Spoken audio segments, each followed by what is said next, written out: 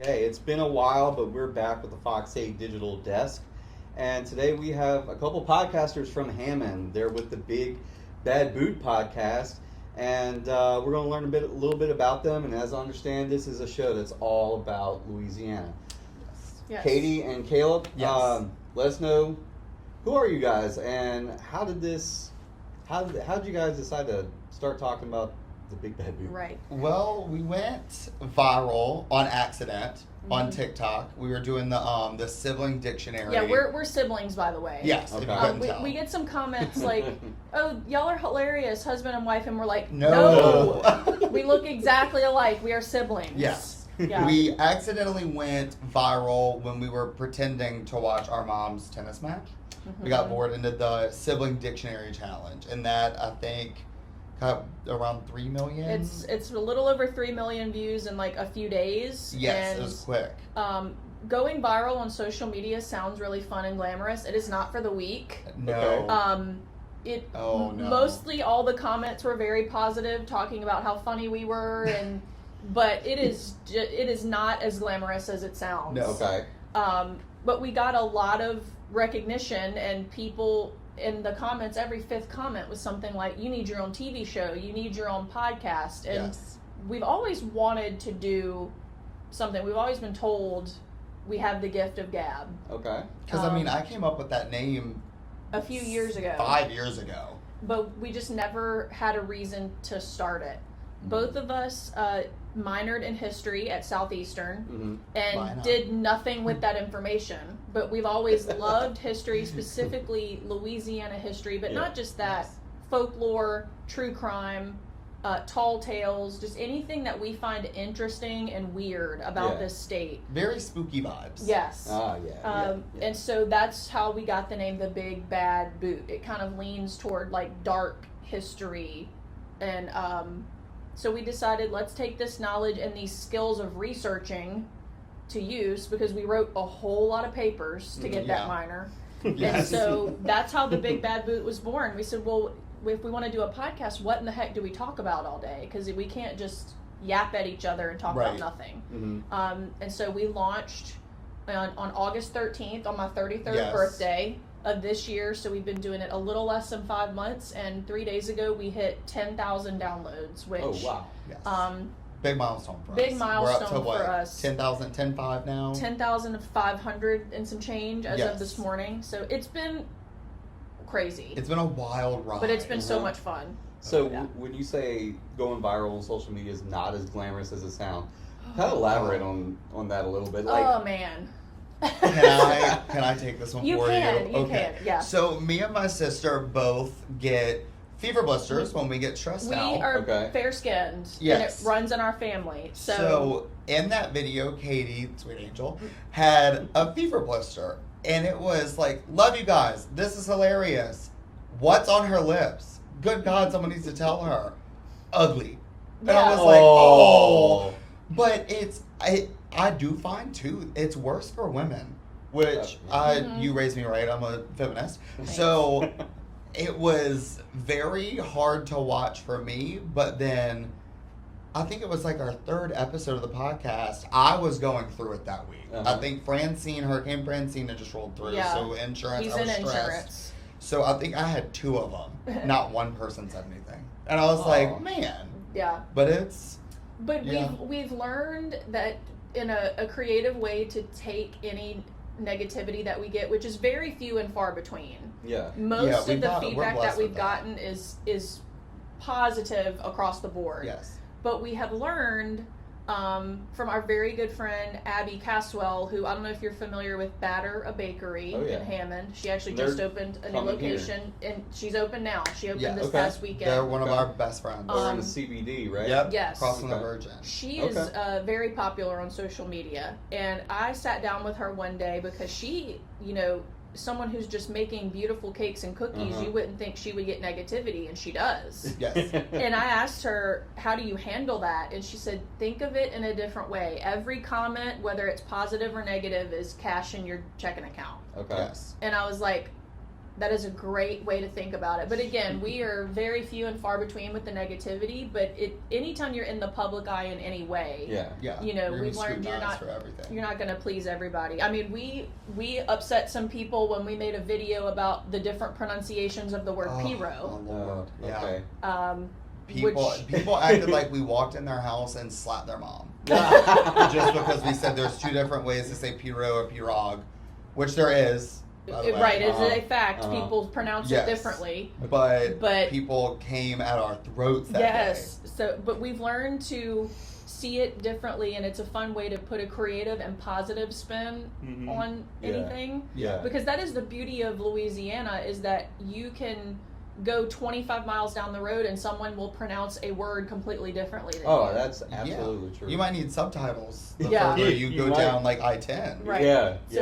That's it's been quite a fun and interesting journey, but overwhelmingly our response has been positive, and we've built a really loyal listenership. Which, we have our own little community now. Yeah, we knew that people who knew us personally would support, but it was when we started getting people from out of state or people who have moved away or people from outside of the country, reaching out to us. Yes. We have currently 22 countries listening to this podcast. It's amazing, like, what you can do with a TikTok or an Instagram account.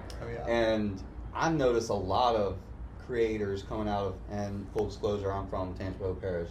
Nice. Just like us. Hammond, Ponchatoula area as well. Central to my, I don't know, formative years. But my buddy Dane Limforce, he does the Southern Dad character on TikTok. And he's like super famous. We actually were at a wedding he was at a while back. It was our cousin. We were standing next to each other in line for a beer, and I was like, "You look vaguely familiar."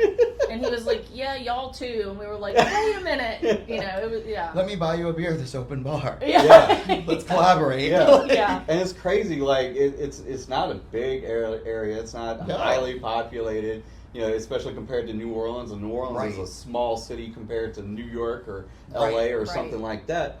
But there are a lot of people from our area that are making their way and getting big numbers off of social media. And he's one of them. We've had him on the Fox 8 Digital Desk before and on NOLA Now and stuff like that. And it's just really funny. You just found an avenue that really resonates with a lot of people. And he was just like in LA last weekend with another comedian collaborating on doing work in LA. Doing honest work. That's what's exciting about it. It makes you want to, you know, you always want to keep going, but it's a little extra push it's kind of like the unknown.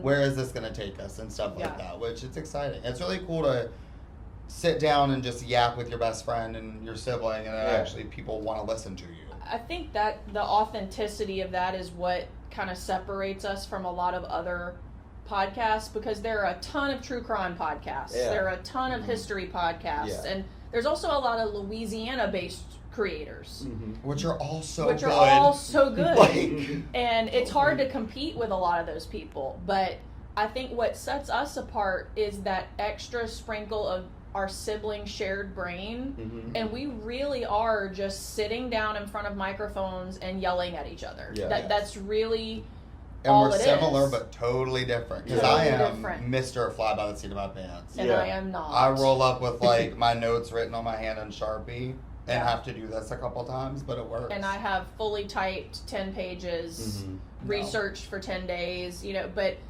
that's the beauty of it, is the yin yang to our whole show. And I think that's what people really respond to. They love the Louisiana element, but they feel like they know us. That's the response that we get from a lot of people that we don't know, is I feel like I know y'all.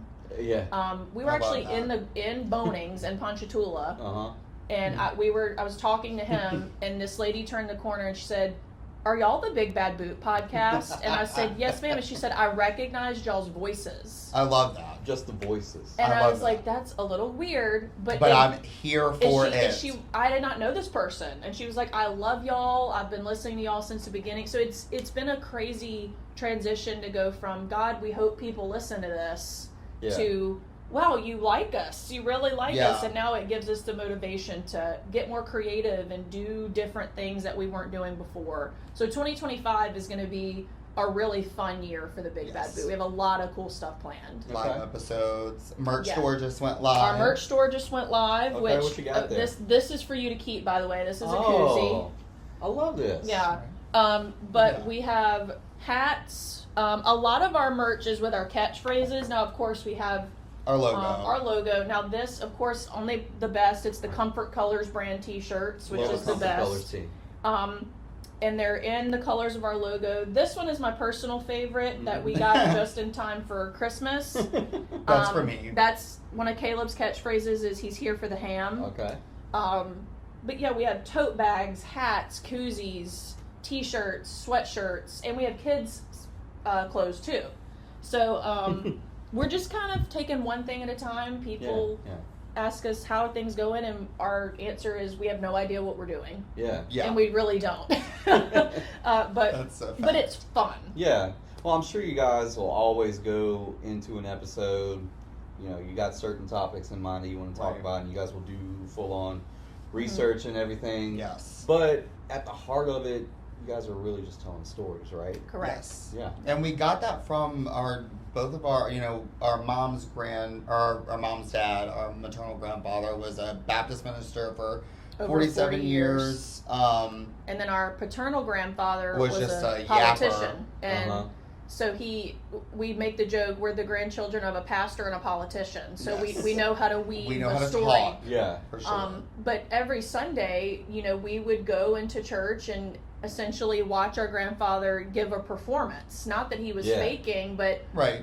telling a story that he had researched and thought over and telling people points that he wanted them to know and doing it in an eloquent way where it resonates with people. And we get that a lot. Yes.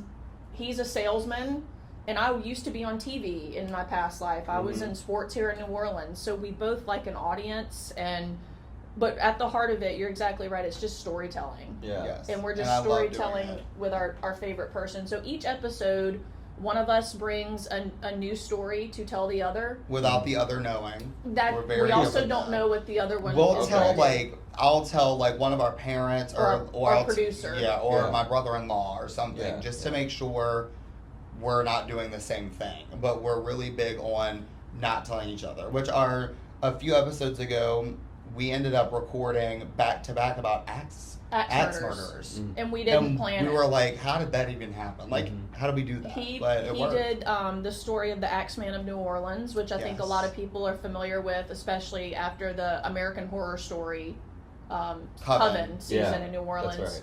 But then that same day, I recorded an episode of Clementine Barnabet, who was Louisiana's possibly first female serial killer who killed people with an axe. And we were like, how did we do this? Yes, We how did did not this plan happen? it. So we like to keep that authenticity of, him not knowing what I'm going to talk about. It makes the oohs and the ahs and the riffs come out naturally. So Yeah. it works. Yeah. Yeah. And you can jump in really at any episode. Every episode is different. Yeah. It's not a series you Yeah. have to follow. Right. Well, I mean, I think if you're a storyteller, that's the gift that Louisiana always gives you. Absolutely. Yes, for Because sure. like you said, there's different accents depending on where you are. You can go 5 miles down the road and someone's accent's totally different. Yes. I feel like my accent gets screwed up all the time just working here because I'm from Oh, where yeah. you guys are from. But I don't know. I probably until I was like 12, I grew up more towards like St. Helena Parish. Oh, It's yeah. a little more rural, a little closer to Right. Mississippi. Yes. And we're kind of right under the Mississippi Delta. Sometimes my wife makes fun of me for talking really slow and kind Yeah. of having a draw, especially if I'm thinking, which is often, and it's not a fast think. Yeah. Right. You know, it's kind of like when Brett Favre gives a press conference and it just takes on. Yes. Takes Yeah. forever. Yeah. Got that draw. Right. And So I then got a you- little bit of that, but then I'm down here with everybody all the time, and they have The Yats. Yat accent, and there's a little bit of that in our Tangipahoa region yeah. because there was a high population of Italian Americans Yes. settling there. And a lot of transplants from New Orleans Yeah. after Katrina, too. Oh, yeah. Yeah, Some Ponchatoula, of a lot of ways, is like Little Saint Bernard. Yes. Yeah. Literally. That's It's a little accurate. baby melting pot. Yeah, too. Yeah. there's a It's lot of crazy. people came over to Ponchatoula after Katrina, and then a lot of people looked around and said, this is pretty nice. We'll Right. stay here, and now there's like generations. Oh yeah. Yeah. That's the parish slogan. Tangipahoa, move here. Move here. Yeah. But I think there's probably like a natural progression into that, because I know I was looking through like some old historic photos of Ponchatoula. Like, I'm always obsessed with like the railroad days. Yes, me too. And how that connects to like bigger portions of American history, state history, and things like that. And right there where Paul's Cafe is, the town center, there used to be like a sign that said Ponchatoula Gateway to New Orleans. And it's like, so there's like little remnants of New Orleans culture. It was all in the Cypress countryist of Ponchatoula. Yes. And that may be what made it feel natural for a lot of, it felt familiar but far enough away to And Ponchatoula in a lot of ways reminds me of how I think old New Orleans felt, if that makes sense. Okay. A little bit. Yeah. Like maybe even in the French Quarter, sort of, like the town center. Absolutely. But because it's a big but tight knit community. Like I can go 2 people down and I know exactly who you are and can pick up. Or we're related to you. Or we're related, yes. Which happens a lot. Which happens a lot. I know it's always been like a little slightly more laissez-faire than like maybe Hammond. A buddy described it to me once as like, Hammond's like the work town. Yes. Everybody has a job in Hammond. And everybody goes to school in Hammond. And like Ponchatoula is a little slower. Yes. Do things in your own time. And I love it for that. And I think maybe, don't quote me on this, but I think they had maybe some open container laws before Hammond did. I wouldn't be shocked. I wouldn't be shocked. We can look into that for sure. Or people just walked around with it and no one said anything. I don't know. Which both seem very Ponchatoula. No one cares. Yeah. There's that whole thing there where it's like everybody rides around on golf carts. Yep. Even like kids and stuff. And there's maybe a person every now and then it's like, those kids shouldn't be riding a golf cart. People are like, but it's just whatever. like, they're fine. They're fine. They're okay. There's not a lot of traffic that goes through here anyway. No. So. But no, I think that is the gift of Louisiana that keeps on giving. Every little region is so different. Absolutely. Like the North Shore is like it's a little more like Mississippi, Alabama than other parts of the state. But you can't say that it's just like that and doesn't really belong to Louisiana, because it does. Right. Oh, absolutely. What I love about the North Shore, especially, I mean, even you could just talk about downtown Hammond as an example. It is kind of like a culinary destination now. Oh man, is it? It's turned into great places to come eat it's almost like a mini New Orleans. You can walk downtown Hammond and get almost anything you want to eat, and there's not a single chain restaurant. That is true. There are or downtown Covington, and even Ponchatoula has some delicious mom and pop places to eat. I mean, I still say to this day, my favorite breakfast in the world is from Paul's Cafe. Oh yeah. Oh, so absolutely. It's the North Shore is kind of becoming a destination in itself. All it's on. Yeah. Because I do people a work lot of for work. it. Oh yeah. I mean, like, and we're very proud of it too up there. So we're proud to be from North Shore, Tangipahoa Parish. Yeah, absolutely. And we've gotten a lot of early support from those people. A lot of brands have supported us and come on early on as advertising collaborators. Like Gnarly Barley jumped in from literally episode Day 1. Batter, a bakery. I mean, the list goes on and on. Stone Insurance, Liuza Family Farms, 22 Aesthetic. Romano Promo did all of our stuff. Oh, yeah. So I mean, and that's all Tangipahoa Parish based groups. It's like a little family. They're the people that are in our hometown are like kind of cheering us on as we grow, which is really cool. I've noticed that like all the locals in the area seem to be subscribed, and like I saw somebody, I can't remember who it was, but somebody like just posted a quote from one of your podcasts. Posted something funny that you said, like they would for anyone's podcast, like absolutely. Listening to the Kelsey brothers or whoever, right?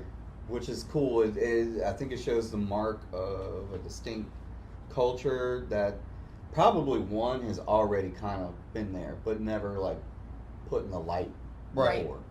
Mm-hmm. And honestly, there's like hundreds of years of unique culture. We are never Oh, going to yeah. run out of some things to talk about. Yeah. That's the beauty of it. And Yeah. there's things that we've explored on this podcast where I thought I knew everything about a certain topic and I was wrong. Yeah.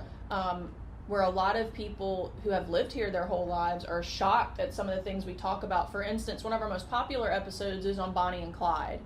And when I tell them we did an episode on Bonnie and Clyde, people kind of make a face. I'm like, well, you know they were shot down here. Mm-hmm. So technically, they're Louisiana history, and a lot of people The final chapter. don't Right. realize No, that. like, the last page in the story, Right. but it hooks. But our most popular episode was our first one that Caleb did on Aunt Julia Brown, who is the witch of Rudock. And people who have lived here their whole life have said, I have never heard of that. Ever. So that's how rich the history is you could have lived here your whole life. Right. And you will learn something you did not know. I on still our want to meet podcast. her. I think Caleb thinks she's still alive. I think somehow. she's still alive. Could be. Yeah. Go listen to that episode and tell me what you think. Right. Because I think she's still here. If you guys aren't familiar with the legend of Julia Brown, right? Julia Yes. Brown. Yep. Julia Brown. It was a person that, there were these communities that in the path between Ponchatoula to Basically New basically Orleans. here. Yeah. It was a lot of railroad communities there. I think a lot of them were German founded. Yes. A lot of cypress logging towns. Yeah. Right. Which makes sense because you have the German coast and Laplace, and Right. I'm sure it was kind of an extension of that kind of settlement. Mm-hmm. And it was in the early 1900s. There was Miss Brown. She kept warning that something was going to happen. Or, So Yeah. there was a big hurricane came through. Big hurricane was coming through, and from my research, it seems like she was, back then, if you got hurt, you couldn't just hop in your, Honda Accord and roll Yeah. down in the urgent care. So she was the practitioner for everyone, and it a lot of seems home health, not Gotcha. voodoo remedies, but yes. you Gotcha. would go see her if you had a cough or an infection, and she'd help you. Yeah. And from Yeah. my research, it seems like she might have not been able to help a pretty prominent family in the area, maybe. Maybe someone was too far gone or too And sick. people or, turned their back on her, and she started warning people, like, one day I'm going to die, I'm taking the whole town with me. That's what it is. And- Yeah. Boom. And Literally, hurricane her funeral. They shut the casket, hurricane wiped out the entire town, Right. and that area, if you look at it, has never been able to make it back. No. Ever. meaning in the way that it once used was. to. Yeah. Because yeah. it used to be There were almost towns there. Yeah, it used to be almost as vibrant as Ponchatoula, and it hasn't been able to get Yeah. back there. And a lot of people think she was doing a curse on them. I think she's looking out for them Okay. because it's a pretty unprotected area. Meaning, like, once I'm gone, Y'all don't need to- y'all are over with. You need to get out of Yeah, here. you need to get out because Okay. there's no infrastructure In to cover Rudolph, you from really. anything. No. So And if you're driving on I-55 yep. from the Ponchatoula Manchac area, headed towards Laplace, and eventually New Orleans, you get on I-10, you get on Bonnie Carey Spillway to get on Right. New Orleans from there, or 51 to 61 Yep. at Laplace. But if you're driving that path, if you know anything about the lay of the land, it's just a tiny, tiny strip of land, and most of it's kind of shallowly Yep. Right. covered with swamp water anyway. So, yeah, like that would have been a very and I'm sure probably back then there was probably more visible land. Mm-hmm. Yeah, And I and it think- was a lot more structurally sound because they had so much cypress, and when all those Oh, people came that's in right. and logged all of it, it took away it took so away much the of a infrastructure. natural barrier for, even storm surge. Right. Yeah. So there's nothing there anymore. Right. Which is kind of interesting because it seems like this town probably in the first place set up to harvest logging. Yep. And that's They were tearing it down. what did them in probably. Exactly. Yeah, 100%. it's crazy. So if you're ever wondering why there is an interstate exit on I-55 that says Rudock and there's Yep. nothing there, that is why. Yeah. To mark the place. Oh, yeah. Where Rudock once was. Yeah, for sure. Yeah, the village at one point, and now it's just an exit. Now it's a boat launch. Yeah. So that was our most popular episode. That was the very first one, and I have a list of them here, but some episode topics that we have done. Usaid Vadrine is our most recent episode that we did. This is quite possibly Louisiana's first serial killer that was hung and prosecuted for his crime publicly. So this was the only man that was publicly hung in Evangeline Parish. Okay. Evangeline, which Evangeline. we learned how to pronounce that properly. We're not Cajuns. We're not from the Acadiana parishes, and so we consult our friends who are from there on a lot of pronunciations. I mentioned Clementine Barnabet. One of my favorites that Caleb's ever done was on Carlos Marcello, the New Orleans Mafia. Charity Hospital during Katrina was a really hard-hitting one. So it runs the gambit on topics that we've covered. You think we wouldn't forget episodes that we've done, but we've recorded 15, and sometimes we forget what we've already talked about. Yeah. I mean, the stories are endless. There's all kind of like weird stories that pop up. Like, there's a case in which the British could have taken over this whole territory. They went up to like where English Turn is. It's like basically a golf course. They told them like there's a whole fleet up there. You guys don't want to go up there, and they bought it. Right. So the British turned around and therefore left the settlement alone. There's weird stuff like that. And then where we're from on the North Shore, actually it spans all the way from East Baton Rouge to the Mississippi State line. They call those the Florida parishes. That's because it was once Florida. Once Florida is under Spanish control. West Florida, early 1800s. A bunch of people living there decided they didn't want to be under Spanish rule, and they fought them off, and they were their own country for like a couple months. That sounds right. Yeah, because I think St. Francisville was like their capital for a little while. That is correct. Yeah, that is correct. Full War Skipworth was the president. Of that region. They had a constitution and everything. And if you go to St. Francisville, the museum up there, they have the Constitution in there. Okay, that's a trip. Boom. We need to go make a trip to St. Francisville because one of our earliest episodes was on the Myrtles. There's just so many things that we have a running list on our phone notes app that we share. And anytime we think of something, we just jot it down. If Apple ever crashes. Please don't. We probably need to write it down by hand. Cool thing about West Florida Rebellion is it mirrors what happens in Texas decades later. Texas fights. Like the Alamo? Yes. They fight and they break off from Spain. And they're their own country for a couple of months until they join the United States. Right. But that kind of was the start of this kind of like Texan independent mindset. Right. Obviously, they weren't their own country for very long, but the spirit of that remains, and they have the single star on their flag. Yeah. But here's the kicker with that. That the star on their flag was inspired by the West Florida Rebellion flag, which that was the flag. It was just a blue flag with a star. I did not know that. So when Texas was coming up with their flag to pay homage, I like that. That's nice. Aww. So there is this odd little connection between our North Shore, Florida Parish region, and the state of Texas. And in a lot of ways, we were the first. Wow. That's pretty cool. Well, Texas is our second most popular state that listens to us. So we appreciate you, Texas. Thank you so much. But we've enjoyed chatting with you about it. And anytime, like, you have an idea for an episode, we love it when people give us suggestions. If anyone's watching that has an idea for an episode or just wants to drop in and tell us hello, they can email us at thebigbadboot@gmail.com, and we read them on each episode.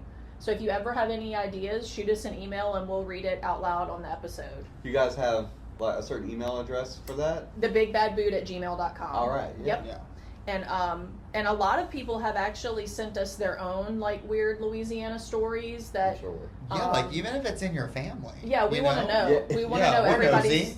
We want to know everybody's business. Tell us about your crazy uncle that did something. You know, we want to know. Everyone's got one. So I mean, we have two. So, but it's been so much fun, and we really appreciate the support. I mean, doing things like this is huge for us, so we appreciate your support too. But we're available everywhere you get a podcast, or on Apple, Spotify, Amazon Music, YouTube. A lot of people we've noticed really like to watch YouTube. it on YouTube. Yeah. They like to watch us on set, which Yeah. is, I mean, it's really cool. But I'm not one of those people. I with my podcasts. I drive a lot, so I listen to a lot Yes. of audiobooks and podcasts, but we found that a lot of people, and I say this respectfully, especially our older listeners. My DLOLs, my dear little old ladies. Yes, they like to watch us.